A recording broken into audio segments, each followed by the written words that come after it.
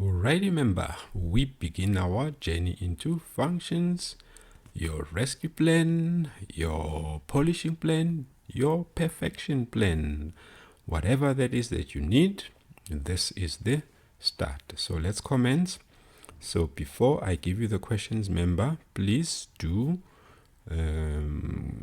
go through the entire question. Be patient to listen through, especially towards the end where I give a summary and a quick way of sketching this type of graph. Let's see the questions. There you go, remember, there are the questions. We have 13 marks, 5 sub-questions. As I say, I take it slowly through, and then in the end I give a summary of how to quickly draw that graph. And 4.4, 4.5, I'm not too worried about. I want to make sure that every member does get the first 8 marks fully. Then when we do our final push, we're doing our final polishing towards the exams, we can start to worry ourselves about the abstract elements of each questions, and then we will spend some time on 4.4 and 4.5, but it is available for you in the video. So remember, here it is. Do try, please, and then enjoy.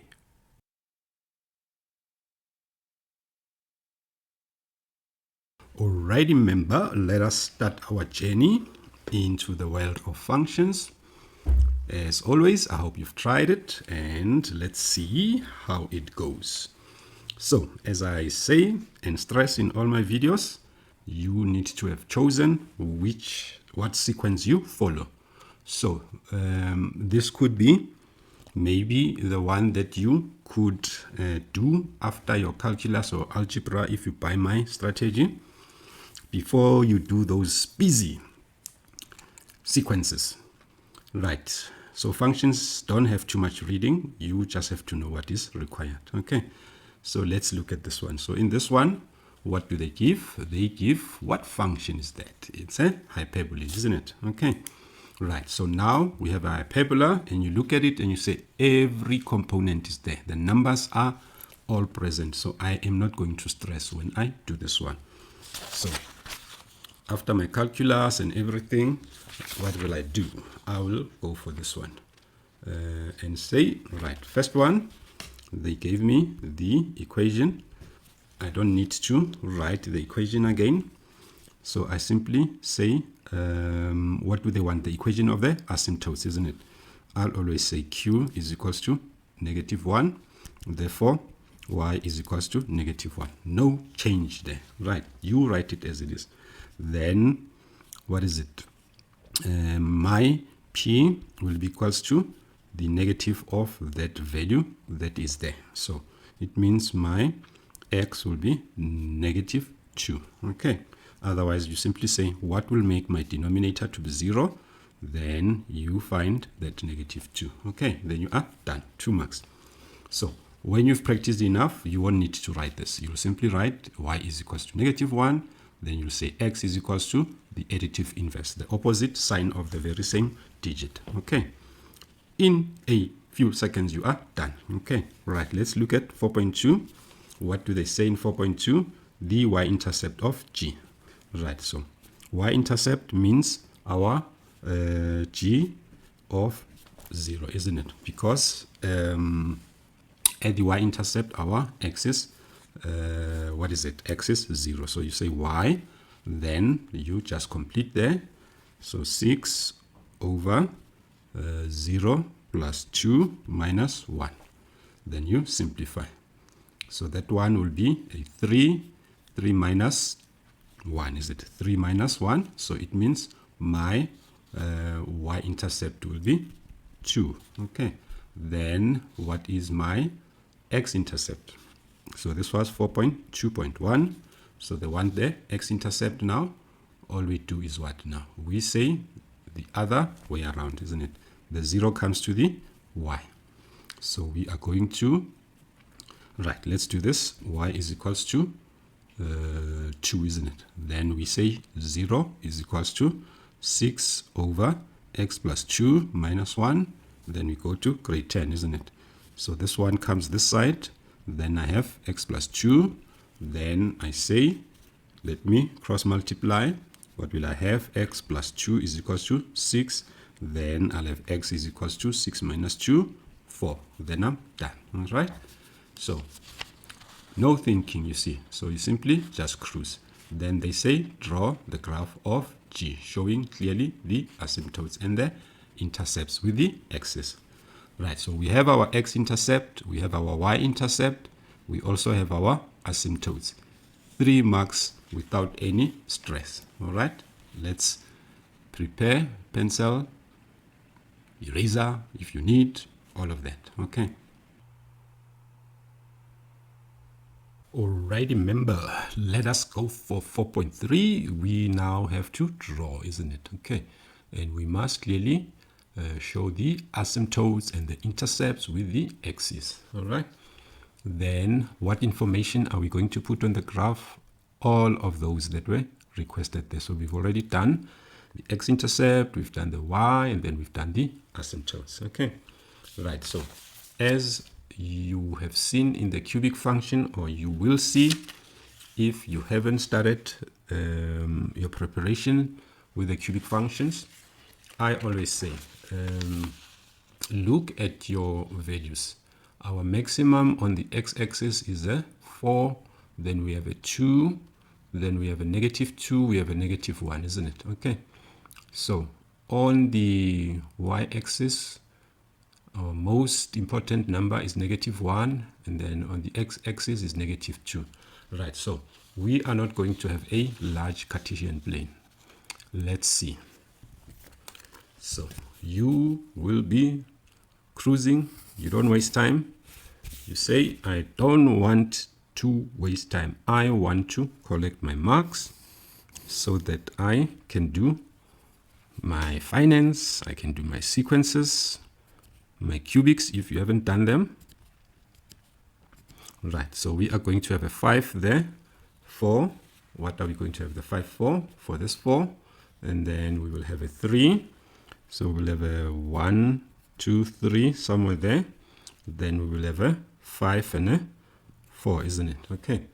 Then we will have a, what is it? A 2 for our y. Okay, we'll come back to that. Then we will have a, right, let's do this. We'll have these. We'll just reflect on what they are, isn't it? Okay. Then we will have a negative 2 for our x and a negative 1. Okay. Right, so here we will have a negative 2, that one, and then we will have a negative 1. Okay, which is here, isn't it? Negative 1. So we now need to reflect. What was 4.1? 4.1 was our asymptotes. Okay, so our asymptotes, y is negative 1. So we are going to say my imaginary line. Okay, it's not a line, guys, please. It's just a graphical representation of the asymptote. Then we also have negative 2 as our vertical asymptote, isn't it? Okay, vertical asymptote, negative 2. So what does it mean? It means we do not have an intersection there. Okay, so it is our intersection. We have an intersection there. We just don't have, our functions don't come across there. Then, or our function. Then we have what? X is equals to 4, isn't it? Okay, so this one will definitely go in, and then our y will be 2, isn't it? Okay, so now we have to ensure that our graph does not touch what? It does not touch the asymptote negative 1, and then it doesn't touch this asymptote there, negative 2. Okay, so all you're going to do now is to play around with your sketching. So it's a C or a J. Let me see, it must go through 2. So let me do this. I am going to try, let's see, try. Oh, it's not working nicely, isn't it? Okay, so let's just see how it goes when I do this now. Right, Nice one, nice one, nice one. It's coming out all right. Okay, so just do something like that. Okay. Ooh, ugly, isn't it? Ugly, ugly, ugly. But the examiners will not kill me for that, isn't it? Then it means this side, I don't touch those asymptotes, isn't it? Okay. So I will have something like this. I am not artistic. I am numerical. Right. So when you have time in your exams, you can come back and do a nice sketch. Let me see. Now we have labeled our x and y intercept. What must we do here? We must indicate that we have a -2 and a -1. Then we must also indicate that we have an x minus 2, and then we have a y is equals to -1, and then our graph is a, what is it, a g, isn't it? Okay, our graph is a g. Then we are done. Okay, so even with my slowness, I manage something like 5 minutes. So just practice, guys. Okay, just practice. You play around. Let me see. You play around. You just say, okay, once I know how to draw them formally with all the margins and using the ruler, I can play around now. I can say, I know my work so much that I can give a, a fair representation. So you go, I know that I have an asymptote on the left, isn't it? So you simply just go asymptote on the left like that. Then what else do you have? You have an asymptote there. Do that quickly. So this one is -2. This one is -1. Then you say, okay, now I must have what? I must have 4 and 2, isn't it? Okay. So if I must have 4 and a 2, I can put it there or I can put it there. It's really up to you.